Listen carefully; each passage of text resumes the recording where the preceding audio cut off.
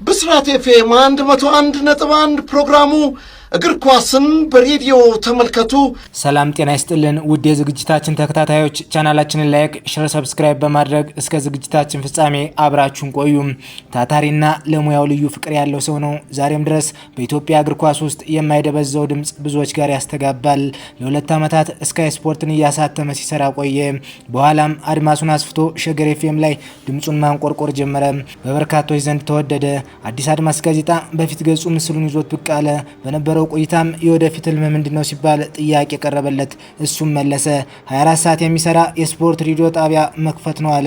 ከዓመታት በኋላ ህልሙ ሰመረ። ነሐሴ 7 ቀን 2007 ዓ.ም በብስራት ኤፍኤም 101.1 ላይ ብቅ አለ። ኦያያ አስደናቂ ነበር ሲልም ተደመጠ። ይህች ለዘላለም ሕያው ሆና የምትቀመጥ ቃል የበርካቶችን ልብ ገዛች። ጥሩ እግር ኳስ ተጫዋች እንደነበረም ይናገራል። ታዲያ ታምረኛ እግሩ ጎል ብቻ ሳይሆን ሚስትም እንዲያገባ አግዞታል። ትውልድና እድገቱ አዲስ አበባ ከተማ በቅሎ ቤት በተባለ ሰፈር ነው። አንደኛና ሁለተኛ ደረጃ ትምህርቱን ንፋስ ስልክ ትምህርት ቤት ተምሯል። አዲስ አበባ ዩኒቨርሲቲም ዘልቋል። ባደገበት አካባቢ የእግር ኳስ አምበል ሆኖ ኳስ አንከባሏል። በአንድ ወቅት ከቡድን አጋሮቹ ጋር ልምምድ እያደረገ ባለበት ሰዓት ኳስ አርዝሞ ይመታል። በዚህም የሰው ግቢ ያስገባል። የላካትን ኳስም አምጣ ተብሎ በቡድን አጋሮቹ ተፈረደበት። በታምረኛ እግሩ የላካትን ኳስ ሊያመጣ በር አንኳኳ። በሩም ተከፈተ። በዚህም ከያኔዋ የልጅነት ፍቅረኛው ካሁኗ የትዳር አጋሩ ጋር ፊት ለፊት ተገናኘ። ያን ያየውን ከዓመታት በኋላ አዲስ አድማስ ላይ ሲገልጽ የአይኗ ጨረር ወጋኝ አለ። ከዛን ቀን ጀምሮ ኳስ ገባም አልገባም በውሃ ጠጡን ስበብ በር ማንኳኳቱ የዘውትር ስራው ሆኖ ቀጠለ። ሌላ ሰው ተከፈተለት፣ ውሃውን ጸጉር ላይ አፍስሶ ይሄዳል። እሷ የከፈተች ቀን ግን ደገፍ ብሎ ይጫወታል። 11ኛ ክፍል ሲደርስ በረዘመች ኳስ ያወቃት የፍቅር አጋሩ ጋር ረዥሙን ትዳር አሃዱ ብሎ ጀመረ።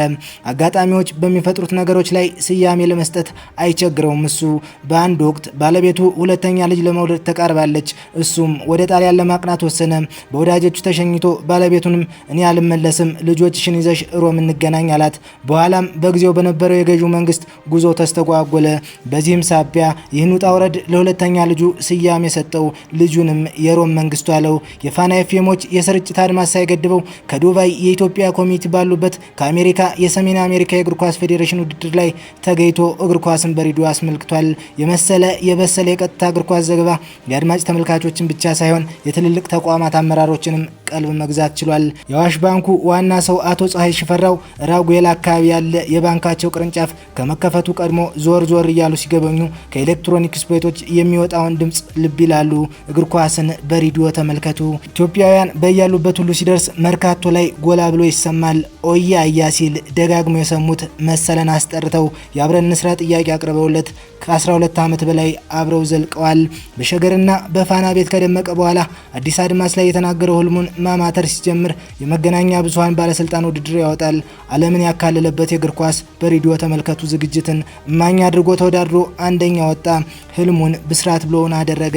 ይንበርበሩ ምትኬ ጎርፍነህ ይመርና የእህቱን ባለቤት ደምሴ ዳምጤን እየሰማ በስራቸው እየተማረከ ያደገው ብላቴና ስፖርትን ፍለጋ የና አዲስ ዘመንን የጀርባ ገጾች እያማተረ የከረመው ታዳጊ የስፖርት ሬዲዮ ጣቢያ እከፍታለሁ ያለው አፍላ ህልመኛ ህልሙን ሆኖ ተወዳጁ ብስራት ኤፍኤም 101.1 ከኢትዮጵያውያን የኤፍኤም ጣቢያዎች እንዳንዱ ተቆጠረ። ኤፍኤሙን በሁለት እግሩ እንዲቆም በማድረግ ልፋት ውስጥ እንቅልፍ የሚነሱ እንቅፋቶች ቢገጥሙትም በጽናት እንዳለፈው ይናገራል። ተደማጭ ፕሮግራሞችን ወደ ጣቢያው በማምጣትም የአየር ሰዓት ድርድሩን በመስራትም መሰለ እጁ አለበት። አይነ ስውራን የጎደለውን የአይናችንን ክፍል የሞላው መሰለ ነው። ካስባለው እግር ኳስን በሬዲዮ ተመልከቱ ዝግጅቱ አጠገብ መሴ ሪዞርት በሚል የመዝናኛ ዝግጅቱ ሲገለጥ ግሩም እንደሆነ የተወዳጅ ሚዲያ መረጃ ያሳያል። ከስካይ ስፖርት ሸገር ኤፍኤም እስከ ፋና ያዘለቀው እግር ኳስን በሬዲዮ ተመልከቱልኝ አድማሱን አስፍቶ ቀጥሏል። ፋና ላይ ባሉት የክልል ኤፍኤሞች እየተዘዋወረ መላ ኢትዮጵያን እግር ኳስን በሬዲዮ ይሉኝ አለ። ጎንደር ሲደርስ ሞተረኛን ጨምሮ በደመቀ ሁኔታ ሲቀበሉት መለሰ ነው መሰላስ ብሏል። ወደ መቀሌ ሲሻገር የባጃጅ አሽከርካሪዎች ማህበር መቀሌን በባጃጅ አስጎብኝተውታል።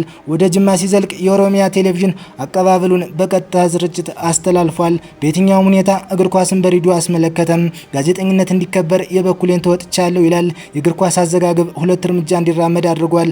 አሁን ላይ ከ70 በላይ ጋዜጠኞችን ቀጥሮ እያሰራ ይገኛል። ለወራዊ ደሞዝ ከ1 ሚሊዮን ብር በላይ የሚያወጣበት ተወዳጁ ብስራት ጣቢያ ሆኗል። ህይወት ከታች ስትጀመር ስትወጠን እንዲህ ታሸበርቃለች። ያ ብዙዎች ልብ የማይጠፋው ሰው ኦያያ አስደናቂ ነበር። ጋዜጠኛ መሰለ መንግስቱ። ቻናላችንን ላይክ፣ ሼር፣ ሰብስክራይብ ማድረግ እንዳይረሳ። የዛሬውን ዝግጅታችን በዚሁ አበቃን። ሰናይ ጊዜ ተመኘን።